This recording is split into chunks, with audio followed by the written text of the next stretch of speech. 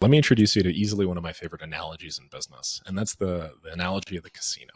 So we talked a few moments ago about how there are only a handful of small, straightforward actions that you actually need to do in order to succeed in acquiring your first customer, right? Well, check this out. Let's pretend hypothetically we're at a casino. If you've never been to a casino, it's very chaotic. There are a lot of bright lights, a lot of people yelling and pressing buttons, and it's meant to be hyper stimulating. So just put yourself in that situation. You're a little tipsy, you had a couple drinks earlier on with your friends, so you stumble over to the slot machine and you say, fuck it, I want to gamble, I want to make a little bit of money. The thing is, everybody knows that casinos are rigged. I mean, if casinos weren't rigged, then how would any casino make any money? It doesn't make sense, right? So obviously casinos are rigged. The way that they do this is, if you put in $1,000, statistically speaking, on average, you're going to get like $900-ish back.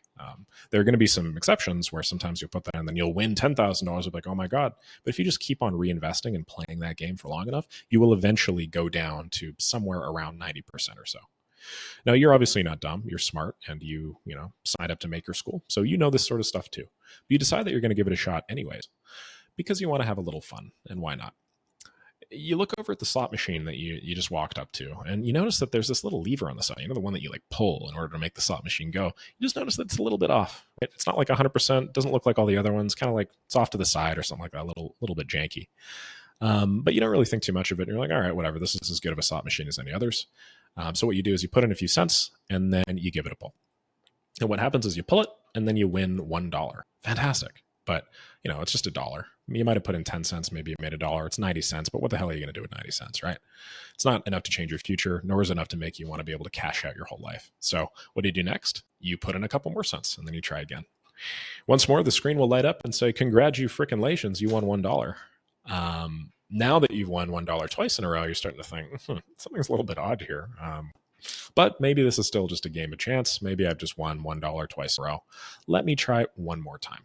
So you give it a little look around your shoulder. You make sure that there's nobody else sort of around you. Nobody's kind of playing a prank on you. And you say, all right, let me put in another 10 cents and see what happens. And when you do that, once more, the screen lights up and you win $1. So hypothetically, if you were to play a slot machine, and it just some random slot machine out there, and every time you pulled the thing, it gave you $1, what would you do? We know that it's not a lot of money, but it's definitely money. Well, of course you'd keep playing it. In fact, you'd probably keep on pulling that lever to see when it would end, right?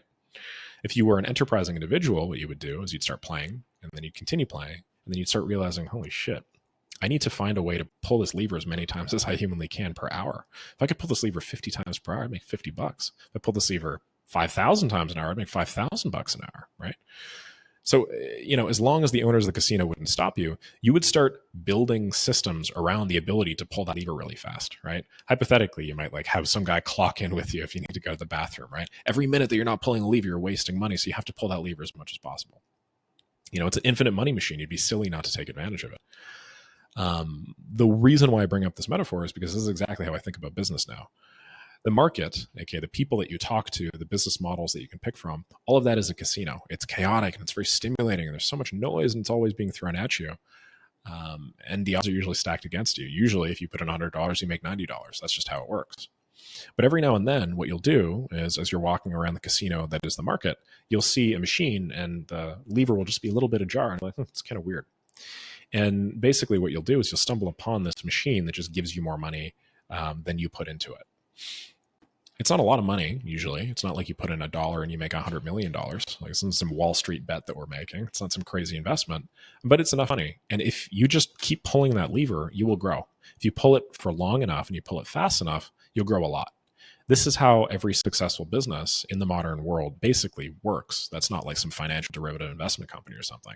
They'll find some aspect of the market that just gives them a little bit higher return. And then they just focus on that to the exclusion of all else. They build systems that enable them to do the thing faster and faster and faster and faster. The problem is most people don't realize that things work that way.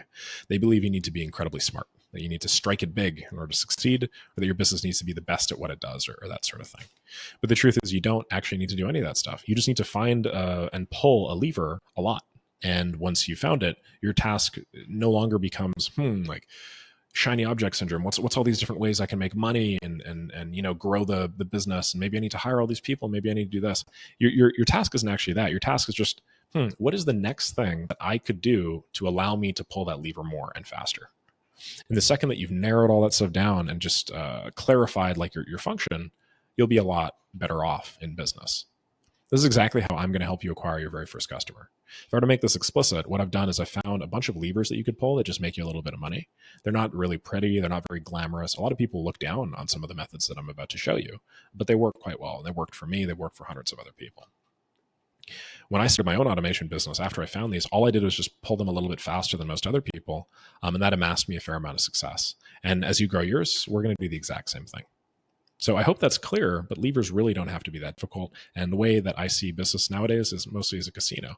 If you do too, I think you'll at least be able to achieve the same level of success as me and potentially even more.